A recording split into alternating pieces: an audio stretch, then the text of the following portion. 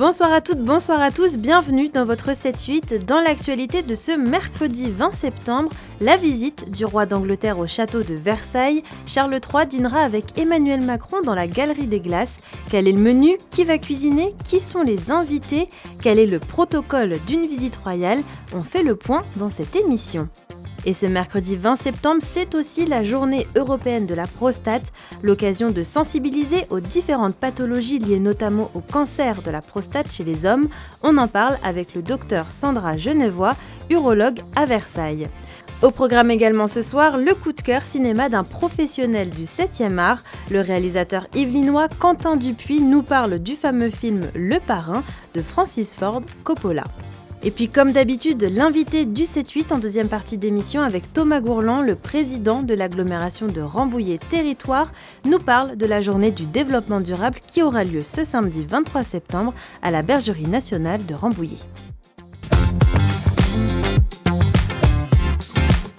Ce matin régnait un parfum d'excitation à la British School of Paris. Dans quelques heures, les élèves de cet établissement installé à Croissy-sur-Seine vont vivre un instant unique, avoir la possibilité d'approcher le roi Charles III en visite en France. Ils étaient une cinquantaine à prendre le départ des Yvelines vers 11h30, direction la capitale. Je pense qu'on a vraiment hâte parce qu'on va vraiment voir l'alliance française-anglaise et c'est une belle représentation de nos deux pays qui soient amis et toute l'histoire qu'il y a derrière. On ne sait pas si on va pouvoir le rencontrer, mais on espère vraiment le voir et échanger avec lui. On espère qu'en voyant les enfants tous en uniforme, il viendra peut-être nous voir avec la reine Camilla. Les élèves ont assisté cet après-midi à la cérémonie de ravivage de la flamme et de dépôt de gerbes sur la tombe du soldat inconnu sous l'Arc de Triomphe. Ils étaient également aux premières loges pour le défilé du roi Charles III et de la reine Camilla sur les Champs-Élysées. Après un entretien au palais de l'Élysée avec Emmanuel Macron, la journée du monarque anglais s'achève ce soir dans les Yvelines. Un dîner d'État sera donné dans la Galerie des Glaces du château de Versailles, avec un menu royal servi pour l'occasion. En entrée, du homard bleu et tourteau de casier réalisé par la chef Anne-Sophie Pic. Le plat principal, de la volaille de Bresse signée Yannick Aleno. Pour poursuivre, des fromages français et anglais. Enfin, en dessert, l'ispahan de Pierre Hermé, un macaron avec sa crème parfumée à la rose agrémentée de framboises fraîches et de litchi. Plus de 150 invités prendront place à table, parmi lesquels Mick Jagger, Charlotte Gainsbourg ou encore Hugh Grant.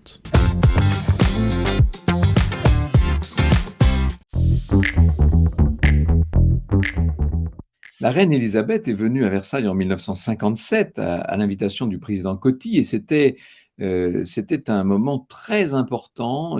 Ça a été peut-être la première grande visite d'État de l'après-guerre et elle en avait profité pour inaugurer l'Opéra Royal de Versailles qui avait été entièrement restauré par Japy à l'époque. Et puis, elle a résidé aussi, non pas à Versailles même, mais dans le domaine, au Grand Trianon, à l'époque où le général de Gaulle, ayant fait complètement restaurer l'aile de Trianon-sous-Bois pour y accueillir des chefs d'État, le président Pompidou l'avait installé là pour une visite qui était semi-privée, semi-officielle. Le prince Charles, qui maintenant est le roi Charles III, connaît bien le château de Versailles aussi, où il a eu l'occasion évidemment de venir à plusieurs reprises. Le château de Versailles, vous savez, c'est un peu la salle des fêtes de la République. C'est ce qu'avaient oublié les présidents Chirac, Sarkozy et Hollande. Avant eux, nombreux ont été les chefs d'État qui se sont sentis chez eux à Versailles. On raconte toujours une anecdote, je ne sais pas si elle est vraie, mais on raconte que le général de Gaulle un jour vient à Versailles pour recevoir le roi Baudouin et la reine Fabiola. Il s'installe dans le petit appartement de jour qui avait été aménagé pour lui en attendant l'arrivée des souverains belges. Et Madame Van der Kemp, qui était américaine et qui était l'épouse de Gérald Van der Kemp, lui dit « Mon général, sentez-vous chez vous ?» Et il paraît que de Gaulle lui avait rétorqué du tac au tac « Mais madame, je suis chez moi !» Et c'est vrai que, d'une certaine manière, on doit pouvoir dire que à Versailles, la République est dans ses meubles.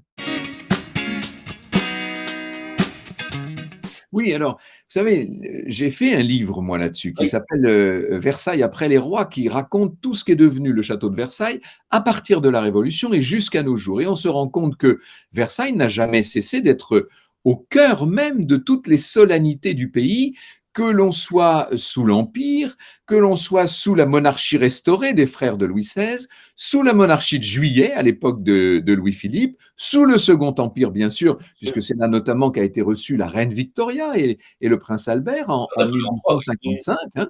Et d'ailleurs, je crois que on évoquera cette réception fastueuse de la reine Victoria à Versailles pendant la visite du roi Charles III, et puis ensuite, bien sûr, pendant les différentes républiques.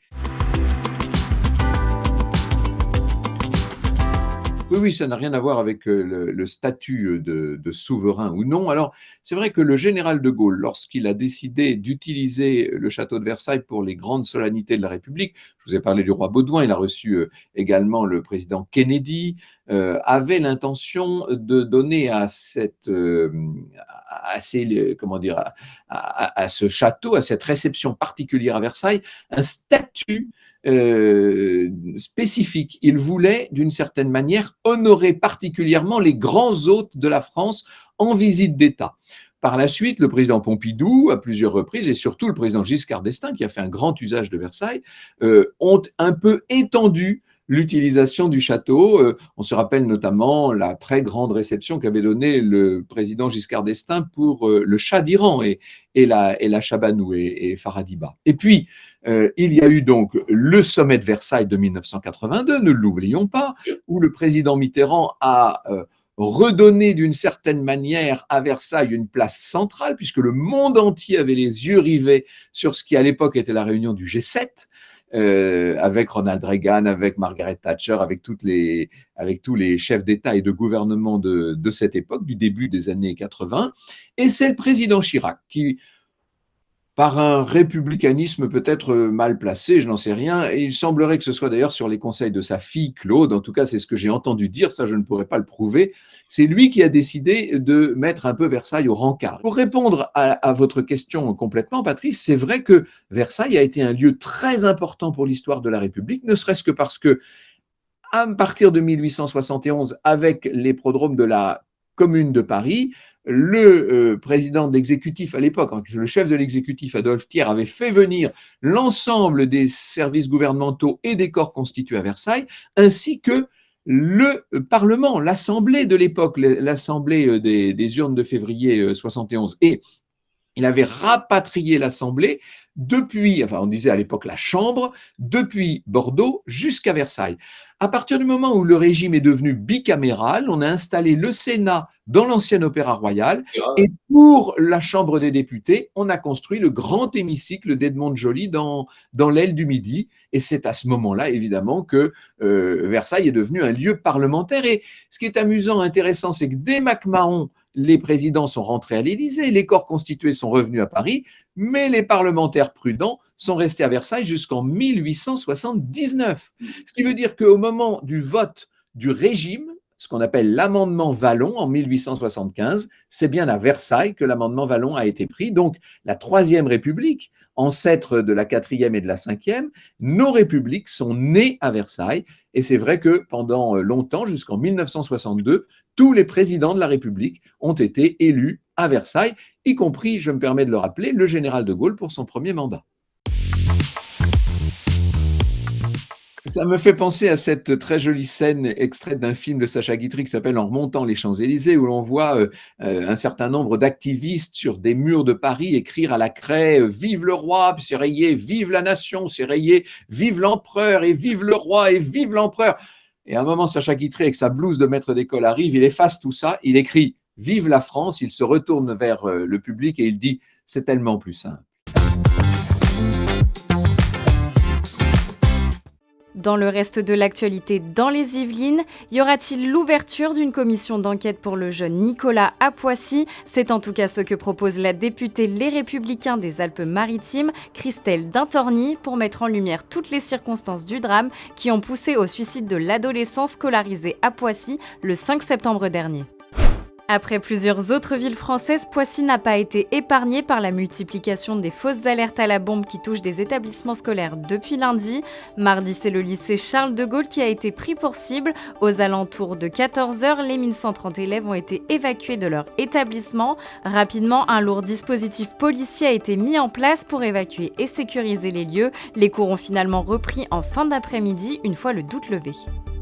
Guyancourt solidaire avec le Maroc et la Libye. François Morton, le maire de la commune, a annoncé proposer au prochain conseil municipal que soient versés 3 000 € à la Fondation de France ainsi que 3 000 € à la Croix-Rouge française. Ces sommes serviront à venir en aide aux victimes. On termine par du golf. Les Greens du golf national de Saint-Quentin en Yvelines sont prêts pour accueillir l'Open de France de golf 2023. La compétition débute ce jeudi 21 septembre et se terminera ce dimanche. Plusieurs favoris se dégagent pour ce rendez-vous, l'Américain Billy Horschel et surtout le jeune prodige sud-coréen Tom Kim. Du côté des Français, l'Yvelinois Antoine Rosner sera aussi de la partie.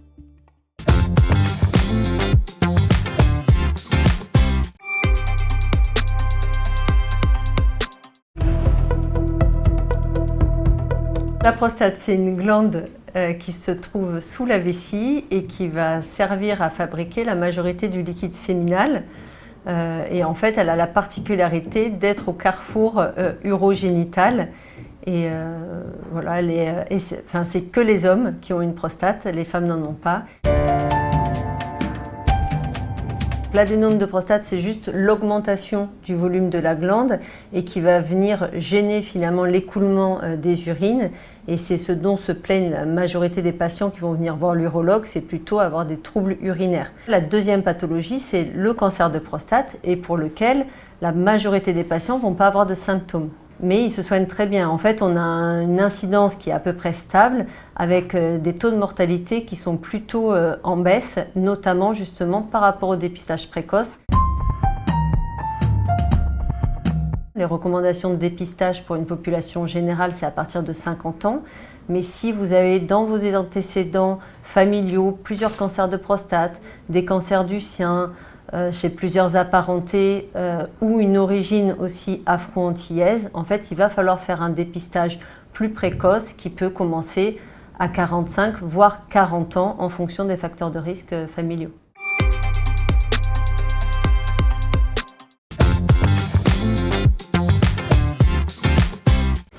Allez, réajuste, t'es un petit peu loin.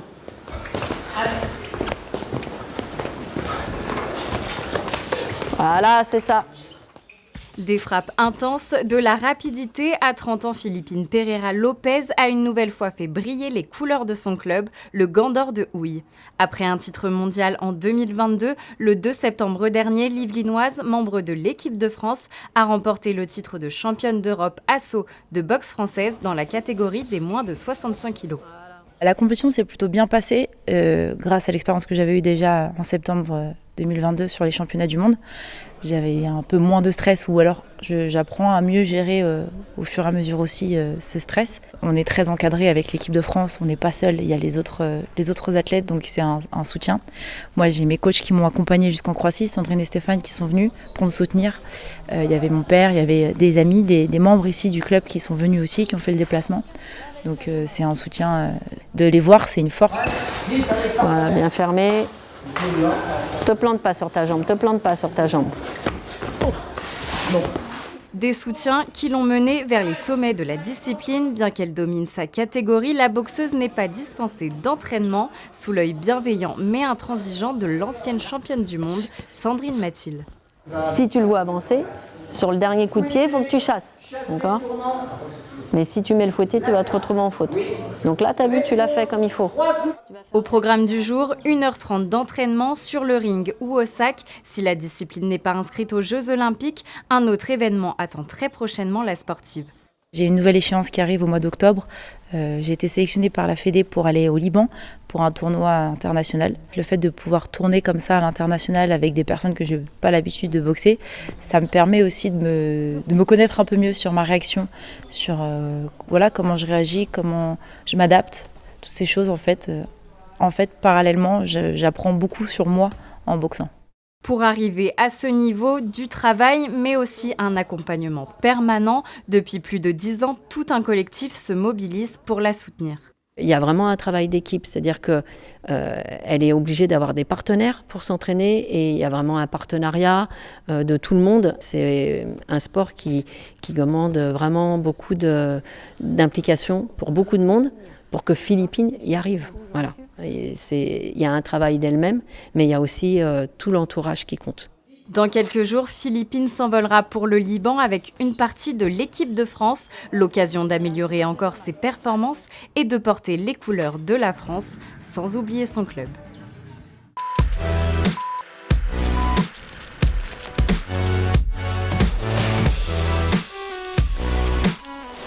Aujourd'hui, je vais vous présenter Le Parrain, un film de Francis Ford Coppola de 1972, écrit par Mario Puzo et adapté du livre qu'il avait aussi lui-même écrit. Évidemment, au-delà d'un thème qu'on ne présente plus et qu'une musique que tout le monde a entendue, même sans avoir vu le film.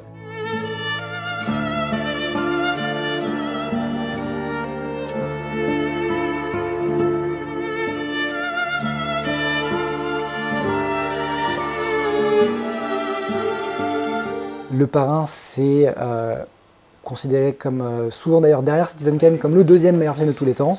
Le Parrain suit le parcours de Michael Corleone, joué par un Pacino tout jeune, qui au début du film ne veut absolument rien avoir avec sa famille de mafieux, mené par Don Corleone, par un Marlon Brando incroyable, couvert de prothèses méconnaissables, où le studio d'ailleurs s'est battu contre Coppola, parce qu'il ne voulait pas d'un Brando qui était jugé ingérable sur un plateau, et Coppola s'était battu pour dire il faut Marlon Brando. Et aujourd'hui on ne peut pas imaginer le film sans Marlon Brando dans ce rôle-là. Et donc il suit son ascension dans cette mafia. Le film a une histoire rocambolesque il y a eu une série qui est sortie il n'y a pas longtemps, The Offer, sur comment ce film a été créé, mais la voiture du producteur avait été criblée de balles pour leur faire peur, il y a eu des menaces.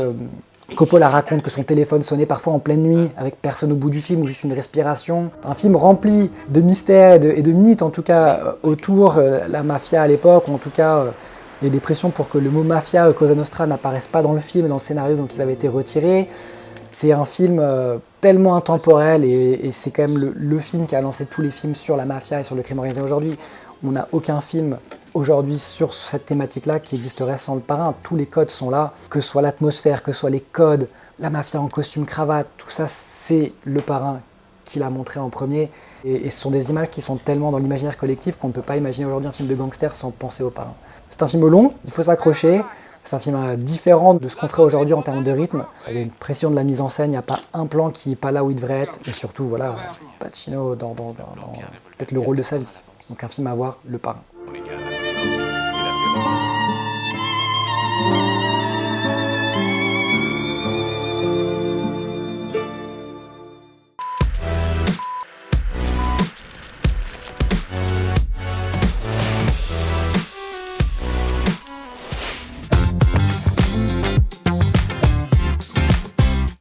Demain matin, prenez bien votre parapluie. Le département des Yvelines se réveillera sous la grisaille et la pluie. Au niveau des températures, il fera 15 degrés à Rambouillet, 16 à Houdan et Versailles et 17 à Mantes-la-Jolie. Dans l'après-midi, nous devrions avoir des éclaircies, mais ponctuées tout de même de quelques averses. Côté température, même tendance que durant la matinée, 16 degrés à Versailles et Rambouillet et 17 à Houdan et Mantes-la-Jolie. Et demain, nous fêterons la Saint-Mathieu et ce sera également le premier jour de l'automne. Tout de suite, l'invité du 7-8 avec Régine Ralèche.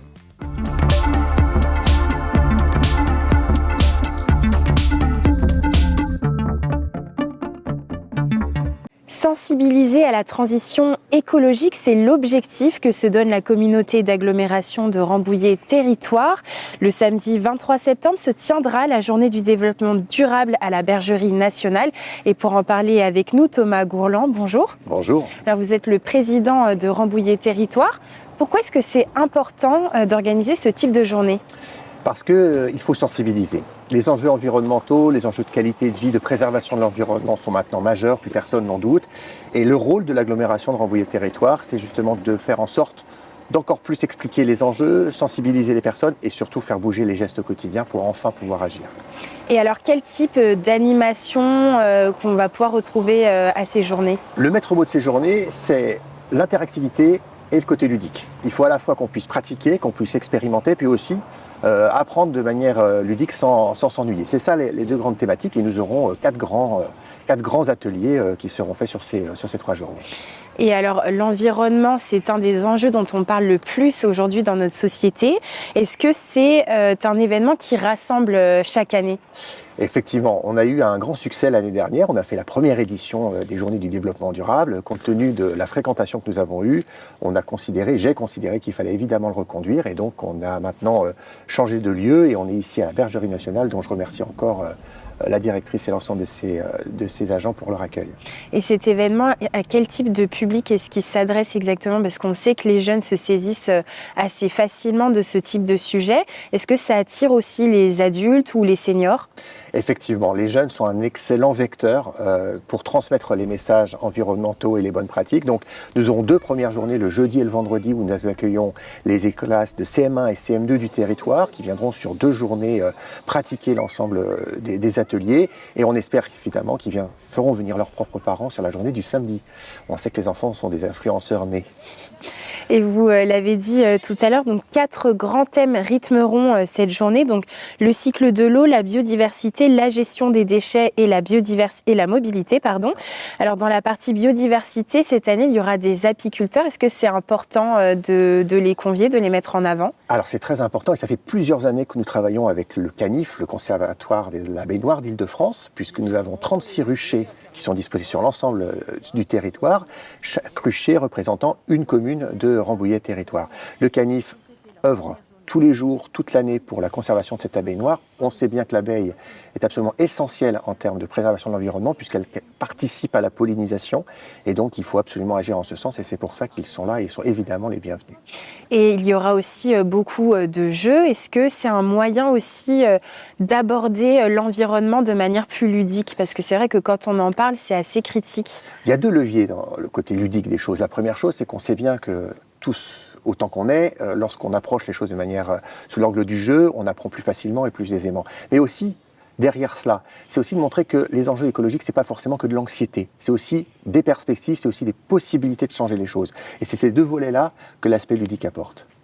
Alors, on est obligé d'en parler. Par rapport à l'actualité d'hier, on a l'Organisation météorologique mondiale qui indique que les objectifs qui étaient fixés pour 2030 en termes de développement durable ne seront pas atteints malheureusement.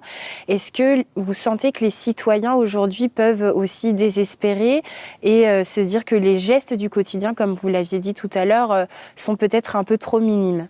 Le maître mot, l'approche que je porte en termes de gestion des sujets environnementaux, c'est une approche positive et une approche, de progrès et de résolution des problèmes. Il ne faut pas avoir une anxiété par rapport à ça et se recroqueviller. Au contraire, il faut se saisir des sujets et les approcher de manière rationnelle, scientifique et positive, encore une fois, pour pouvoir les résoudre. Donc, c'est tout l'enjeu de ces journées de développement durable, c'est montrer que nous pouvons agir, chacun de nous au quotidien, dans nos gestes quotidiens, dans l'environnement dans lequel nous sommes, et c'est itérativement, lorsque chacun aura mis la main à la pâte, comme tout le monde maintenant est engagé dans cette dynamique-là, je suis certain que nous allons réussir.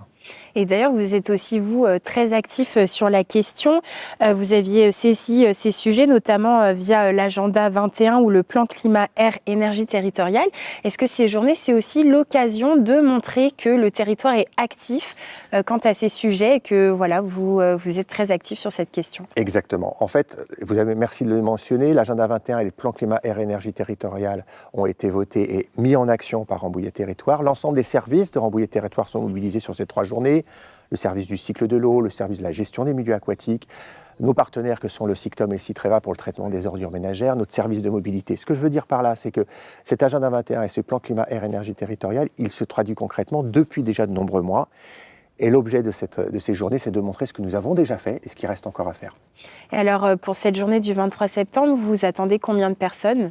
Le maximum. J'espère que le temps sera avec nous comme il l'est aujourd'hui. Compte tenu du succès que nous avons eu l'année dernière et de la sensibilité que l'ensemble des personnes ont eu, maintenant des habitants du territoire ont, je suis certain que nous serons débordés. Eh bien alors si vous aussi vous souhaitez participer à cet événement, sachez qu'il est gratuit et c'est samedi 23 septembre de 11h à 18h. Voilà, c'est la fin de cette émission. Merci beaucoup Thomas Gourland d'avoir accepté de nous accorder cet entretien. En attendant le 23 septembre, je vous souhaite de passer une excellente soirée sur TV78.